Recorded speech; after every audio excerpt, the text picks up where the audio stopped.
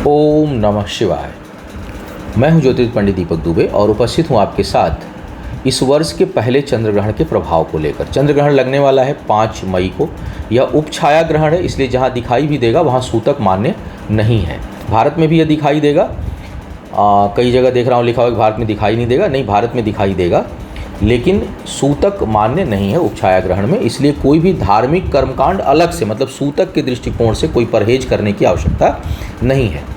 चूँकि ग्रहण लग रहा है और प्रकृति में यह घटना हो रही है, तो इस कारण राशियों पर कुछ प्रभाव पड़ेगा। यह सूर्य इतना प्रभावशाली नहीं है, फिर भी चंद्रमा मन को बहुत उलझाता है। जिस भाव में वहाँ पर उसका प्रभाव पड़ेगा। यह जो है वो चंद्रमा और केतु उस दौरान राहु के नक्षत्र में रहेंगे, तो राहु के नक्षत्र में यह ग्रहण लग रहा है, स्वाति नक्षत्र में। चंद्रमा पीड़ित होने से मन बहुत विचलित होता है, और अगर राहु के नक्षत्र में चंद्रमा हो तो अक्सर जो मन है उसमें निगेटिव थॉट्स अधिक आते हैं। मन विचलित आपका तब भी होता है जब आप बहुत खुश होते हैं, तब भी आप बहुत सही नहीं सोच पाते, लेकिन वो उत्साह वाली बात होती है उसमें, उसको विचलित नहीं कहा जा सकता। विचलित मतलब परेशान होना। तो उत्साहित तब भी होंगे। चंद्रमा की जिसके इन्फ्लुएंस में होगा उस तरह का इन्फ्लुएंस आपके ऊपर डालेगा, आपके दिमाग पर, लेकिन कभी भावनात्मक रूप से बहुत हो जाते हैं। लेकिन यहाँ पर यह गलत चीज़ों की ओर प्रेरित करेगा, जिसको हम सामाजिक और नैतिक दृष्टिकोण से ठीक नहीं समझते। व्यसन की ओर प्रेरित हो जाएंगे, नेगेटिव थॉट्स परेशान करेंगे, किसी भी चीज़ में हमारे अंदर नेगेटिव थॉट्स अधिक आएगा। इस तरह की स्थिति उत्पन्न होती है। अगर सामान्य स्थिति में भी चंद्रमा राहु के नक्षत्र में हो आपकी कुंडली में, या राहु के साथ हो, तो ऐसी स्थिति उत्पन्न होती है। तो केतु के साथ तुला राशि में स्वाति नक्षत्र में यह ग्रहण लग रहा है 5 मई को। दिखाई देगा, लेकिन उपछाया ग्रहण है, इसलिए इसकी मान्यता सूतक के रूप में नहीं है। क्या होगा प्रभाव, इसके ऊपर करेंगे चर्चा। जो मेरे रेगुलर कस्टमर हैं, जो मेरे क्लाइंट्स हैं, जो लोग मुझसे परामर्श लेते हैं, जिनके साथ मेरा रिलेशन पहले से है परामर्श से संबंधित, वो अगर उनकी कुंडली में भी ग्रहण दोष हो तो वो इसकी बुकिंग 3 मई तक करा सकते हैं। चंद्रमा राहु केतु के नक्षत्र में हो या राहु केतु के साथ हो, तो ग्रहण शांति पूजा के लिए यह एक अच्छा दिन है।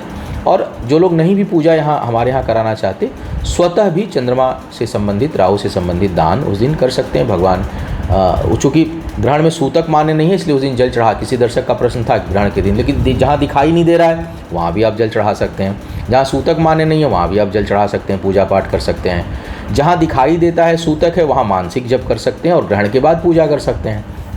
ग्रहण से पहले कर सकते हैं, जब सूतक नहीं प्रारंभ हुआ उससे पहले। तो ये मान्यता है, इसका आपको ध्यान रखना। आप कर सकते हैं, स्वतः भी कर सकते हैं, लेकिन जो लोग बुकिंग कराना चाहते हैं मेरी वेबसाइट astrotips.in के माध्यम से करा सकते हैं। अब मैं राशियों की बात करूंगा। यह ध्यान रखें कि लग्न राशि को आधार मानकर बता रहा हूं। चंद्र राशि, नामाक्षर, सूर्य राशि इत्यादि को आधार नहीं मानता राशिफल के लिए। दूसरा, सामान्य आधार पर ही है, तभी अधिक प्रभावित होगा जब चंद्रमा में केतु की दशा अंतर्दशा या केतु में चंद्रमा की दशा अंतर्दशा चल रही हो। चंद्रमा कहीं से पीड़ित हो, शनि का भी प्रभाव होगा तो भी परेशानी होगी, राहु का प्रभाव होगा तब भी परेशानी होगी। अन्यथा उसको सामान्य मानकर चलें, हर व्यक्ति पे प्रभाव नहीं पड़ने वाला। और केवल ग्रहण के दृष्टिकोण से बात करूंगा। ग्रहण कई बार देखता हूं दर्शकों का आता है, क्योंकि आजकल लोग, मतलब क्या बोला जाए, मतलब हमेशा खराबी होगा। अरे भगवान न करे खराब हो भाई, लेकिन पर्टिकुलर वो चीज़ ठीक नहीं है, इसलिए उस पर निगेटिव ही बोलना पड़ता है और उस ग्रहण का प्रभाव अच्छा नहीं होने वाला। अब हाँ, अब आपके भाग्य से कोई शत्रु के ऊपर उसका प्रभाव बहुत निगेटिव हो गया और उसको कुछ हो जाए, उससे आप खुश हो, एक अलग बात है, लेकिन ओवरऑल ग्रहण का प्रभाव अच्छा नहीं माना जाता। सावधान रहने वाला समय होता है, सेंसिटिव होती है प्रकृति उस समय। तो तर्क कुतर्क में ना पढ़ करके थोड़ा सा उसको अगर सावधानी बरता जाए और ध्यान रखा जाए तो बेहतर होगा। हालांकि जब फाइनल कॉल आ जाएगी तो कोई क्या ही ध्यान रखेगा और क्या ही कोई करेगा, लेकिन चूंकि एक ऐसा शास्त्र है ज्योतिष जिसमें कि हम भविष्य के ऊपर कुछ सावधानी कुछ हद तक बरत सकते हैं। मैं हमेशा बोलता हूँ कि ज्योतिष न तो कोई पहला शास्त्र है, न अंतिम शास्त्र है, न यह ईश्वर की वाणी है। हाँ, बहुत हद तक यह आपको भविष्य में झांकने में मदद करती है। तो इसको अंतिम सत्य मान लेना, या मैं कोई दावा कर दूं कि नहीं हमारे से बड़ी कोई भविष्यवाणी नहीं है दुनिया में, तो ये सब गलत है। ग्रह गोचर के आधार पर उसका फलादेश बताते हैं, कोई भविष्यवाणी नहीं करते। भविष्यवाणी का मतलब होता है बिना देखे कोई चीज़ बोलना और वो सत्य हो जाना। तो हम कोई भविष्यवाणी नहीं कर रहे हैं, एक फलादेश बता रहे हैं ग्रह गोचर का, और इसको अंतिम सत्य ना माना करें। यह कोई शिववाणी नहीं है। हाँ, ये एक मनुष्य की ही बात है, 70-80% सही हो जाए, 60% सही हो जाए, 70% से। कई लोग तो मैं देखता हूँ दावे करते हैं सबसे सटीक 100%। मेरे पास उतनी क्षमता नहीं है, मैं नहीं कर सकता।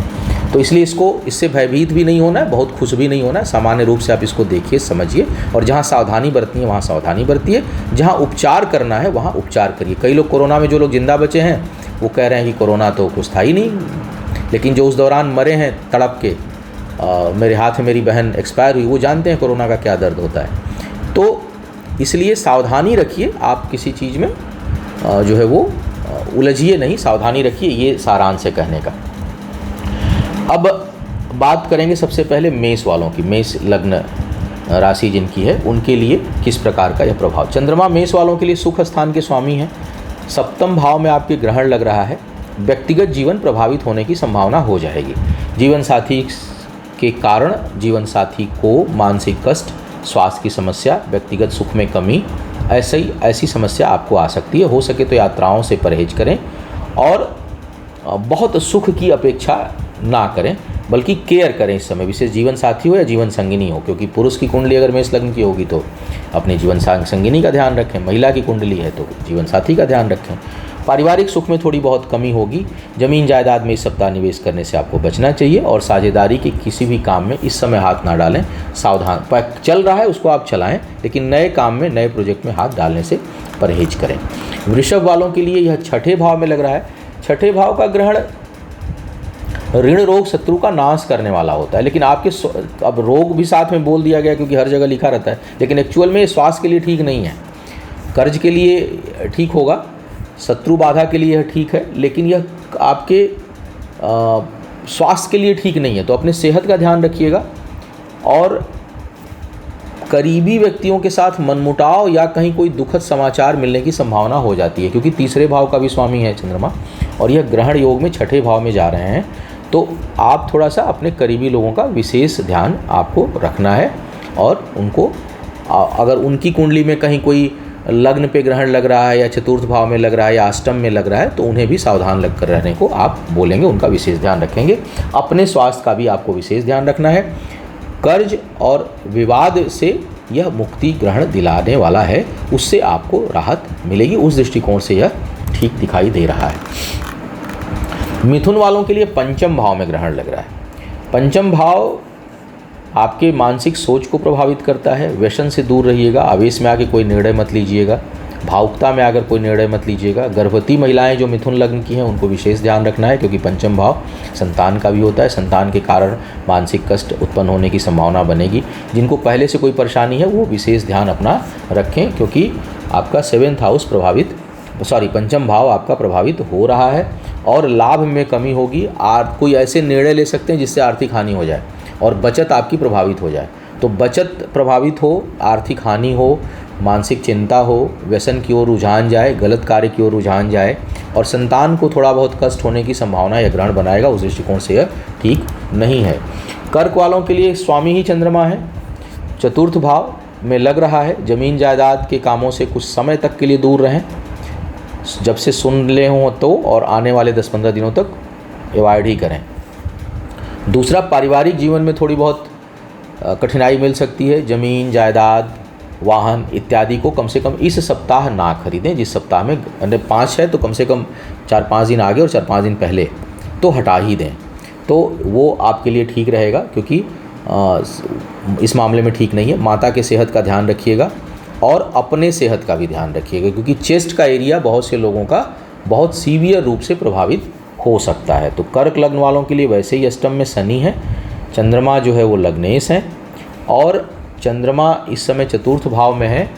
तो आपको चाहिए कि आप किसी भी प्रकार की एलर्जी महसूस हो, सीने में कहीं तकलीफ़ हो, गले में, नाक में कहीं भी आपको कुछ परेशानी महसूस हो रही हो तो बिल्कुल इग्नोर ना करें और पूरी तरह से चिकित्सकीय उपचार करें और अपना ध्यान रखें, क्योंकि आपका चेस्ट का एरिया बहुत बुरी तरह से प्रभावित ये चंद्रमा कर सकता है। सिंह वालों के लिए द्वादश भाव के स्वामी हैं, तीसरे भाव में ग्रहण लग रहा है। विश्वास टूटेगा, कुछ लोगों का आत्मविश्वास भी थोड़ा कम होगा, यात्राओं में धन खर्च और यात्राओं पे कष्ट होने की संभावना आपको बनेगी। आत्मबल को कुछ ज़रूर यह प्रभावित करेंगे, इसलिए अपने विश्वास को बढ़ाए रखिएगा, पानी अधिक पीजिएगा, भगवान शिव के नाम जप हमेशा करते रहिए, क्योंकि चंद्रमा को ठीक करना है।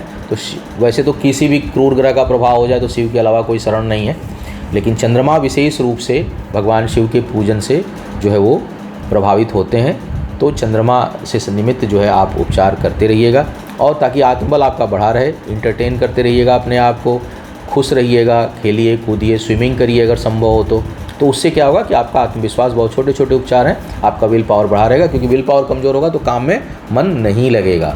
और करीबी लोगों का थोड़ा सा धोखे से भी सावधान रखें और थोड़ा रहें, और थोड़ा केयर भी आपको करना है। अनावश्यक का धन खर्च अपने लोगों के ऊपर आपका हो, ऐसी संभावना है।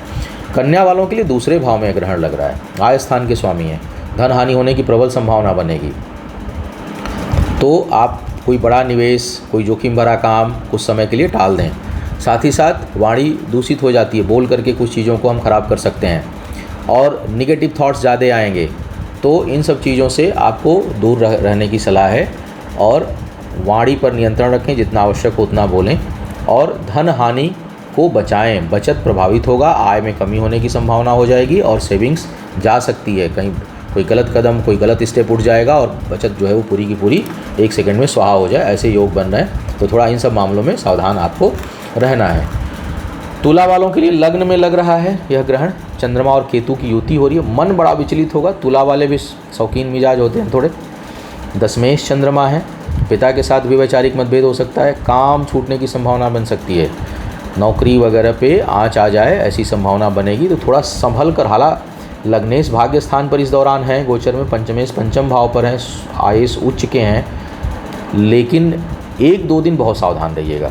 कहीं ऐसा ना हो कि आपके व्यवहार के कारण, आपकी वाणी के कारण, आपके आवेश के कारण आपका काम बिगड़ जाए। बहुत ज़्यादा चिंता की बात नहीं है, लेकिन अगर एकदम चंद्रमा केतु का प्रभाव होगा तो घटना घट सकती है।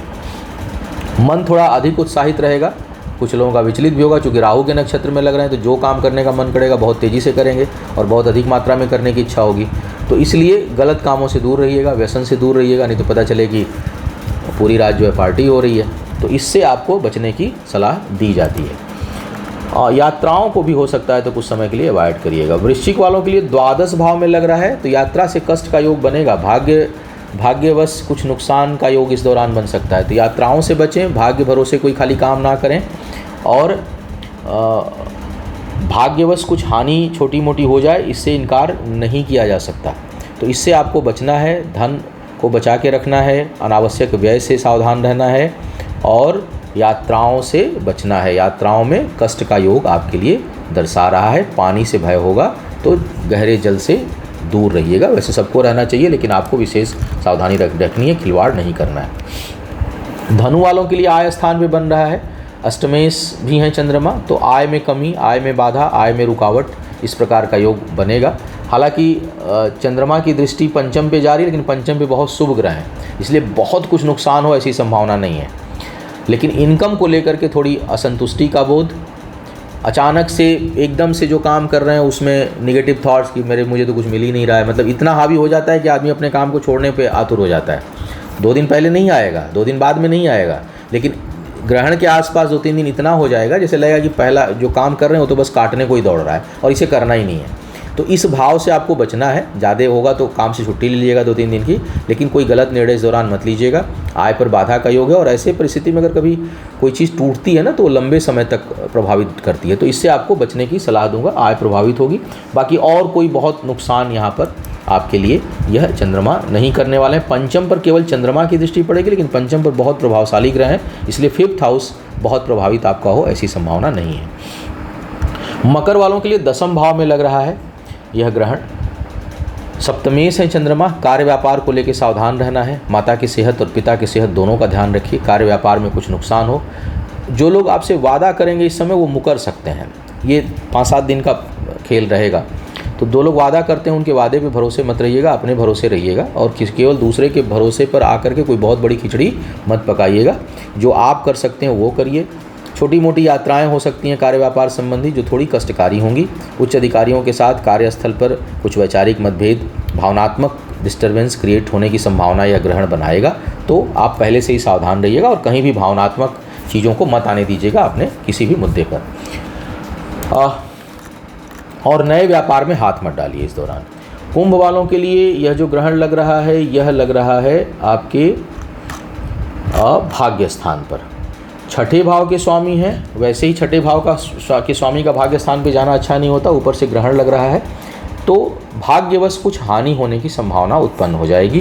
कर्ज मत दीजिएगा किसी को और कर्ज लीजिएगा भी मत। इस समय कोई भी चीज़ होगी बड़ी जल्दी, होगी बहुत जल्दी, लेकिन वो पक्ष में नहीं होगी, वो विपक्ष में होगी, तो इसलिए आपको सावधान रहना है। दूसरा, छठे भाव का स्वामी भाग्य स्थान पर ग्रहण योग में, तो इससे कहीं वाद विवाद में मत पड़िएगा, कहीं कर्ज मत लीजिएगा, क्योंकि देने वाले को या वाद विवाद में पड़ने पर सामने वाले को ज़्यादा सुख प्राप्त होगा, उसको लाभ होगा, आपको बहुत हानि होगी। तो वाद विवाद से दूर रहना है, क्योंकि इससे सामने वाले को अधिक लाभ होगा, आपका नुकसान होगा। कर्ज नहीं लेना है, मिलेगा नहीं, कर्ज लेना नहीं है क्योंकि चुका नहीं पाएंगे और दूसरे को बहुत लाभ होगा, आप फंस सकते हैं। तो इन सब चीज़ों से आपको दूर रहना है और कोई भी काम जो केवल भाग्य भरोसे हो उससे आपको सावधान रहना है। थोड़ा बहुत मन को भी विचलित यह करेंगे और प्रेरित करेंगे कि आप कोई बड़ा कदम उठाएं, लेकिन उससे आपको बचना है। कोई प्रोवोक भी करे इस दौरान वाद विवाद में तो एकदम से आप जो है वो क्षमा मुद्रा में रहिएगा, लड़ना नहीं है किसी से। मीन वालों के लिए अष्टम में लग रहा है यह ग्रहण, स्वास्थ्य को लेकर सावधान रहिए। शिक्षा प्रतियोगिता प्रभावित हो सकती है और शिक्षा में मन नहीं लगेगा, कहीं न कहीं उसमें आपको कष्ट की अनुभूति हो सकती है। संतान पक्ष से मानसिक अशांति और संतान को कष्ट होने की संभावना मीन वालों के लिए बन रही है। अपने सेहत का भी विशेष ध्यान रखें, कहीं छोटी मोटी सर्जरी का योग यह ग्रहण आपके लिए बना सकता है। तो जिन लोगों के लिए भी ठीक नहीं है, भगवान शिव का पूजन करें, महामृत्युंजय रुद्र गायत्री का जप करें, चंद्रमा को अर्घ दें। चंद्रमा को अर्घ आप जो है वो रात्रि के समय गाय का दूध, सफ़ेद चंदन, रात में खिलने वाले जो सफ़ेद पुष्प हैं उनका इत्र, प्योर इत्र जो होता है, परफ्यूम नहीं, जो इत्र इस हम लोग बोलते हैं उसको, जो फूल से निकाला जाता है, जैसे रजनीगंधा है, चमेली है, रात रानी है, इसके फूल के इत्र की 2-4 बूंद, जल, दूध, सफ़ेद चंदन, शहद 1-2 बूंद, ये सब मिला करके और ओम चंद्राय नमः कहते हुए आप चंद्रमा को अर्घ दें। इससे मन प्रसन्न होगा। जिनको बहुत कष्ट है, चंद्रमा पीड़ित हैं, रोग व्याधि की समस्या है, उनको पूर्णिमा के दिन चंद्रमा के निमित्त गाय के दूध से बनी हुई खीर और गाय का ही उपला लेकर के गाय के घी से हवन जो है वो चंद्रमा के बीज मंत्र से करें। बहुत लाभकारी प्रयोग है। और अगर मानसिक अशांति जिन लोगों को रहती है, मन नहीं लगता, एनर्जी लो रहती है, नेगेटिव थॉट्स आते हैं, उनको बहते पानी के पास बैठना चाहिए, स्विमिंग करना चाहिए, खूब एंटरटेनमेंट करना चाहिए, खूब मस्त रहा करिए, मस्त, जिससे आपका मन खुश हो, वो सारे काम करने चाहिए। और इसके साथ साथ सफ़ेद कपड़े को अधिक धारण करें, पानी अधिक पिया करें।